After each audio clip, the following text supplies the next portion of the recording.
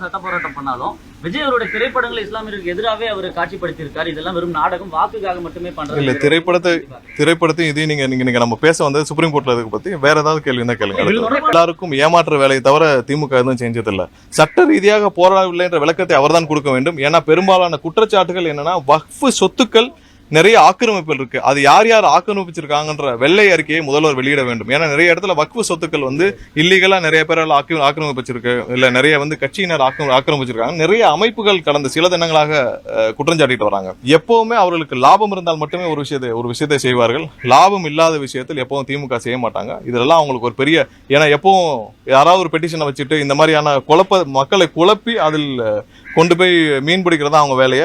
இந்த விஷயத்தில் கண்டிப்பாக தமிழக அரசு ஏதாவது நடவடிக்கை, இனிமேலும் இந்த மாதிரி மக்களை ஏமாற்றுவதை விட்டு தமிழக அரசு ஏதாவது உருப்படியான ஆக்கப்பூர்வமான நடவடிக்கை எடுக்க வேண்டும் என்றதான் எங்களுடைய சரியான எதிராக சட்ட போராட்டம் பண்ணாலும் விஜய் அவருடைய திரைப்படங்களை இஸ்லாமியர்களுக்கு எதிராகவே அவர் காட்சிப்படுத்தியிருக்காரு. இதெல்லாம் வெறும் நாடகம், வாக்குக்காக மட்டுமே பண்றது இல்ல. திரைப்படத்தையும் இதையும் நீங்க நம்ம பேச வந்து சுப்ரீம் கோர்ட்ல இதை பத்தி வேற ஏதாவது கேள்வி தான் கேளுங்க.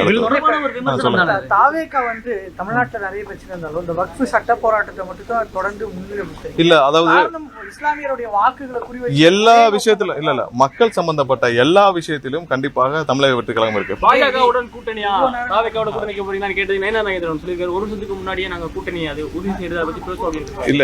கூட்டணி சம்பந்தப்பட்ட இது பிரஸ் மீட் இல்ல. அது எங்களோட தலைவர் முடிவு செய்வார். அதற்கும் இதுக்கும் சம்பந்தம் இல்ல. கூட்டணி தெளிவா முன்னாடியே சொல்லியாச்சு. எங்களுடைய கொள்கைக்கு எதிராக இருக்கவர்களும் திமுகவோடும் என்னைக்கு இருக்காதுன்னு சொல்லிட்டு இது ஏற்கனவே கிளாரிஃபை பண்ணி ஓராண்டுக்குள்ள முடிவு செய்யப்படும்ங்கிறாரு. நீங்க கூட்டணி வைக்கிறத முடிவு செய்யப்படும் சொல்றது இல்ல. கூட்டணி சம்பந்தமா இது வரைக்கும் இதை பத்தி எங்க தலைவர் ஒரு இன்னொரு காலம் இருக்கு, 6 மாசம் இருக்கு, 8 மாசம் இருக்கு. இல்ல நிலைப்பாடு இல்ல. கூட்டணி சம்பந்தமாக பேச வேண்டிய காலம் இன்னும் நிறைய இருக்கு. 7 மாசம் 8 மாசம் இருக்கு. அதுக்கான அவசரமும் இல்லை. இன்னொன்னு அது சம்பந்தப்பட்ட முடிவுகள் எங்களுடைய தலைவர் எடுப்பார். யார் என்ன வேணாலும் சொல்லிக்கலாம். பாஜகவும் சொல்லிக்கலாம், வேற எந்த கட்சியும் சொல்லிக்கலாம். அது நாங்க எடுத்துக்கொள்ள வேண்டிய அவசியம் இல்லை. அது என்னன்னு நாங்க தெரிஞ்சுக்க வேண்டிய அவசியம் இல்லை. எங்களுடைய நிலைப்பாட்டை எங்களுடைய தலைவர் வந்து ஒரு தேவையான நேரத்தில் அறிவிப்பார். பிஜேபியுடன் கூட்டணியில் உறுதியா இருக்கீங்களா? இல்ல, அது முதல் நாள் இருந்தே மாநாட்டில இருந்தே எங்களுடைய தலைவர் தெளிவுபட குறிப்பிட்டிருக்கார். அதனால அதுல ஒரு எப்பயுமே ஒரு எண்டு கார்டு வச்சுக்கோங்க. அதுல கண்டிப்பாக அதுல எந்த மாற்றமும் இருக்காது. இல்ல, தேவையானப்பதான் விமர்சிக்க முடியும். எல்லாரையும் சும்மா போய் கூப்பிட்டு எல்லாரும் விமர்சிச்சுட்டு இருக்க முடியுமா? தேவையில்லாதப்போ எல்லாரையும் கூப்பிட்டு விமர்சிக்கணும்.